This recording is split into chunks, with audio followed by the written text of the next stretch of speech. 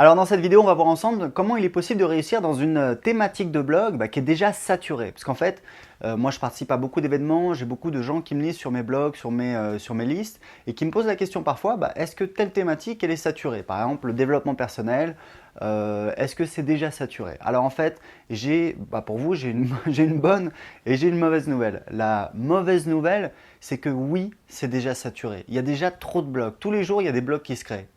La bonne nouvelle, c'est qu'il est virtuellement possible de réussir dans n'importe quelle thématique, même s'il y a déjà une tonne de compétition. Pourquoi je vous dis ça? Parce que je ne suis pas un petit peu fou, vu qu'il y a déjà des blogs.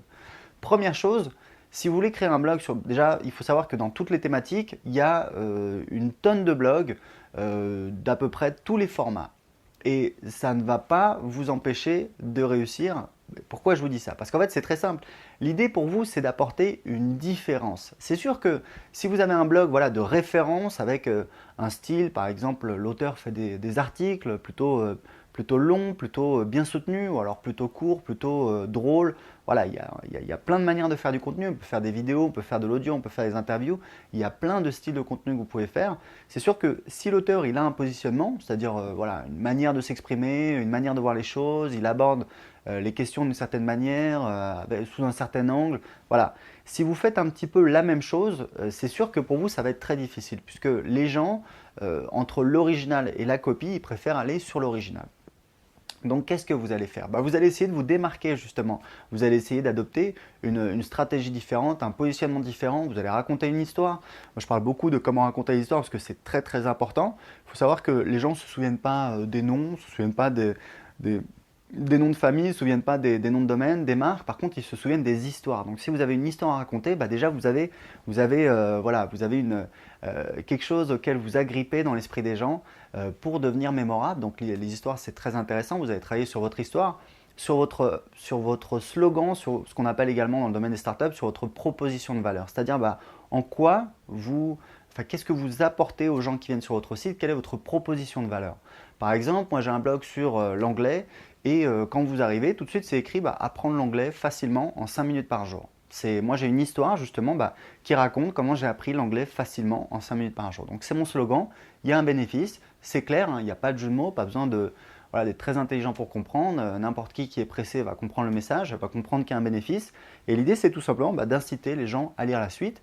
Et après, ils lisent l'article, ils voient qu'il y a une possibilité de s'inscrire à ma newsletter, ils s'inscrivent, ils ne s'inscrivent pas. S'ils s'inscrivent, je leur envoie des emails, je leur propose d'acheter mes produits, ils n'achètent pas. Mais vous voyez qu'on a comme ça une espèce d'entonnoir où on fait progresser les gens.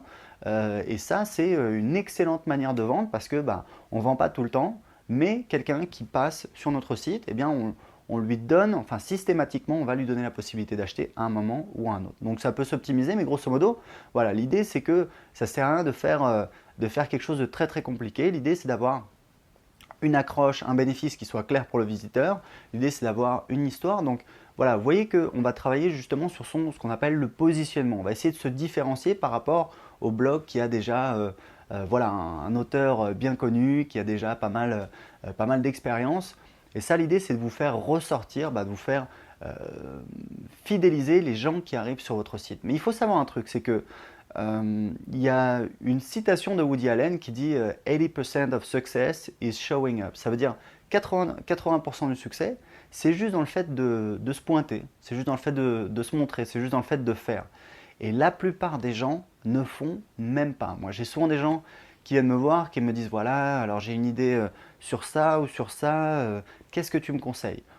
Moi, je peux avoir un avis, comme une autre personne peut avoir un avis différent, mais ce que je veux dire, c'est qu'en fin de compte, si vous ne le faites pas, vous n'aurez jamais la réponse, parce qu'il n'y a pas un jour un troll, un mage qui va débarquer et qui va vous dire tu dois faire ce blog-là, voilà, ça n'arrivera pas, voilà, certainement. Donc ça ne marche pas, ça ne se passe pas comme ça. Donc c'est à vous, en fait, à un moment, faut prendre une décision.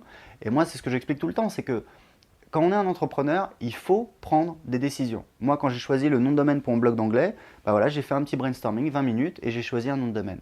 Alors, il est bien, il n'est pas bien, on n'aime pas. Bon, voilà, ça s'appelle anglais5minutes.fr. En attendant, je fais 1000 euros par mois avec, au bout d'un an et demi. Donc, voilà, c'est pas exceptionnel, mais ça fait des revenus, ça fait une petite machine à cash que je vais pouvoir développer. Donc, En fait, le truc, c'est quoi? Le truc, c'est d'essayer de se former un petit peu au web marketing, d'essayer de se différencier. Mais à côté de ça, il faut faire. Parce qu'en fait, ce qui tue la plupart des débutants, c'est pas qu'ils sont pas très bons, c'est qu'ils font pas en fait pour la plupart. Ils essayent pas ou alors ils essayent mollement. Et voilà, moi j'ai des exemples. Par exemple, j'ai un confrère blogueur que je connais depuis quelques années, Joris, qui a un blog sur la mode. Et c'est vrai que, bon, alors il a commencé il y a longtemps, mais enfin il y a 4-5 ans, mais il s'est vraiment accroché. Il écrit pas super bien, mais voilà, tous les jours il publiait du contenu, du contenu, du contenu, du contenu. Et voilà, au bout de, je sais plus, 2 ans, il gagnait déjà plus de 1 000 € par mois avec son blog. Et je sais que il y a 1 an ou 2, j'ai eu des nouvelles de lui, il gagnait plus que son salaire, et c'est quelqu'un voilà, qui est cadre, qui a une famille, et qui fait ça à côté. Alors il aime ce qu'il fait, mais voilà, il n'y a pas un positionnement incroyable, c'est juste parce qu'il fait, il publie, il publie, il publie, et de toute façon, quand vous publiez du contenu, bah, vous êtes pas tout à fait, mais rien ne vous empêche d'être visible dans les moteurs de recherche et de gagner du trafic et après d'essayer de le convertir. Donc de toute façon, première chose, c'est que bah, il y aura toujours de la place pour les nouvelles personnes. Si vous ne me croyez pas, pensez juste à ces quelques trucs-là. Vous êtes d'accord que dans la musique, on a à peu près tout inventé. Voilà. Est-ce que vous ne pensez pas que dans 6 mois, il y aura de nouvelles personnes qui vont entrer dans le top 50? Bien sûr que oui. Ça, tout le temps, il y a de nouvelles personnes qui débarquent, qui font un tube et qui entrent dans le top 50. Alors après, il reste pas. Le cinéma, c'est pareil. On a tout fait. Les histoires d'amour, les histoires de terreur, les histoires d'aventure, on a tout fait. Mais juste, voilà, on remixe les choses différemment. On a une nouvelle histoire, on a un nouvel angle. Toutes les histoires ont été inventées, mais voilà, on arrive toujours à créer du nouveau, du nouveau, du nouveau avec de l'ancien. Et on ne vous demande pas de réinventer la roue. Mais voilà, il y a d'autres films qui vont sortir la semaine prochaine, et dans 6 mois, et dans 1 an.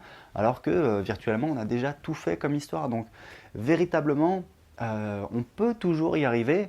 Moi, je sais qu'il y a quelques années, avant que voilà, je parte un petit peu dans mes aventures, je parte à l'étranger, etc., je regardais Capital le dimanche soir et je me disais, oh là là, il y a encore un mec qui a une super idée, voilà, il s'est lancé il y a 3 ans, maintenant c'est trop tard, etc.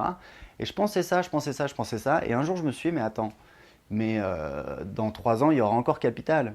Et ils vont certainement me parler d'un mec qui, 3 ans avant, a créé son entreprise, c'est-à-dire aujourd'hui. Et je me suis dit, mais en fait, oui, il y a toujours des opportunités. Il y a un mec qui va créer son entreprise voilà, ces jours-ci, et ça va cartonner. Et dans 3 ans, il va passer à Capital. Donc voilà, il y aura toujours des opportunités, il y a toujours des possibilités. Il faut essayer de le faire intelligemment. Et un truc très très simple, c'est que ne recopiez pas bêtement, n'essayez pas voilà, de vous mettre frontalement, mais moi de manière intuitive, c'est du bon sens pratique. Je pars toujours du principe que quand vous voulez lancer un business, prenez quelque chose qui existe déjà, où il y a déjà quelqu'un qui gagne de l'argent, et vous essayez de faire aussi bien, sinon mieux. Moi, c'est toujours comme ça que j'ai fait. J'ai créé 2 business dans ma vie, j'ai toujours fait comme ça. J'ai rien inventé. Il y avait toujours quelqu'un qui avait déjà un business. Quand j'ai lancé mon blog, je savais qu'il y avait quelqu'un qui avait un blog sur une thématique similaire, qui gagnait de l'argent avec. Et je me suis dit, bah voilà, je vais essayer de faire aussi bien en 1 an. Je vais essayer de gagner 1 000 € par mois pour que ça me permette de voyager. Et après, j'ai créé d'autres blogs, j'ai créé des formations, etc., etc. Donc voilà, tout est possible. Il est possible de réussir. Il faut s'y prendre intelligemment. Il faut essayer quand même de se documenter un petit peu. Et puis surtout, il faut faire, faire et ne jamais lâcher l'affaire. Voilà. Bah, si vous avez des questions, posez-les en dessous de cette vidéo. En attendant, je vous dis à très bientôt pour plus de conseils en vidéo.